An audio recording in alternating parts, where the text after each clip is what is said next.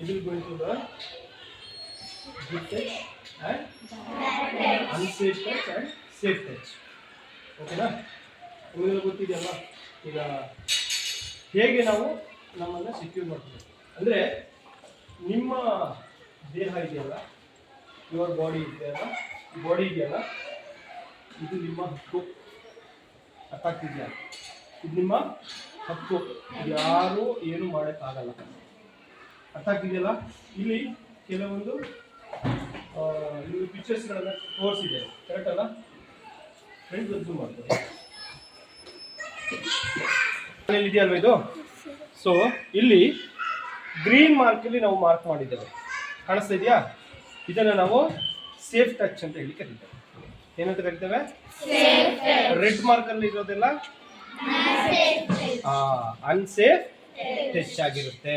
ಹಾಗಾದ್ರೆ ಇಲ್ಲಿ ನಾನು ಕೆಲವೊಂದು ಕ್ವೆಶನ್ಸ್ ಅನ್ನು ನಾನು ಕೇಳ್ತೇನೆ, ನೀವು ಇದನ್ನು ನೋಡಬೇಕು. ನೋಡ್ಬಿಟ್ಟು ನನಗೆ ಎನಿವನ್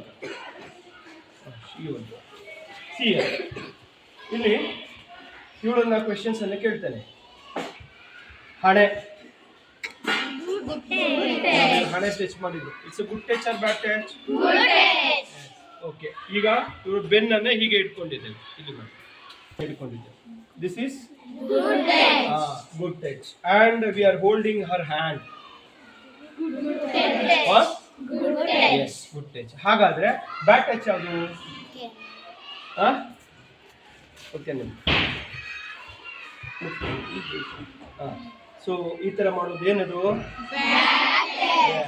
ಆಮೇಲೆ ನೆಕ್ಸ್ಟ್ ಏನು? ನೆಕ್ಸ್ಟ್ ಬ್ಯಾಡ್ ಟಚ್ ಯಾವುದು? ತುಟಿಯನ್ನು ಹೇಗೆ ಮುಟ್ತೀರಿ? ಹಾಗೆ ಮುಟ್ಟುವಂಥದ್ದು ಬ್ಯಾಡ್ ಟಚ್ ಆಗಿರುತ್ತೆ. ನೆಕ್ಸ್ಟು ನಿಮ್ಮ ಫ್ರಂಟ್ ಪೊಸಿಷನ್, ದೇಹದ ಮುಂಭಾಗವನ್ನ ಮುಟ್ಟುವಂಥದ್ದು ಬ್ಯಾಡ್ ಟಚ್ ಆಗಿರ್ತದೆ. ಸೊ ಇಲ್ಲಿ ನೋಡ್ಕೋಬೇಕು, ತೊಡೆಗಳ ನಡುವೆ ಮುಟ್ಟುವಂಥದ್ದು ಬ್ಯಾಡ್ ಟಚ್ ಆಗಿದೆ. ಹಾಗಾದ್ರೆ ಇವೆಲ್ಲ ಆದಾಗ ನಾವು ಏನು ಮಾಡಬೇಕಾಗುತ್ತೆ? ಈಗ ಯಾರೋ ಒಬ್ರು ಹಾಗೆ ಮಾಡ್ತಾ ಇದ್ದಾರೆ, ಸೊ ಏನು ಮಾಡಬೇಕಾಗುತ್ತೆ? ನಾವು ಏನು ಮಾಡ್ಬೋದು?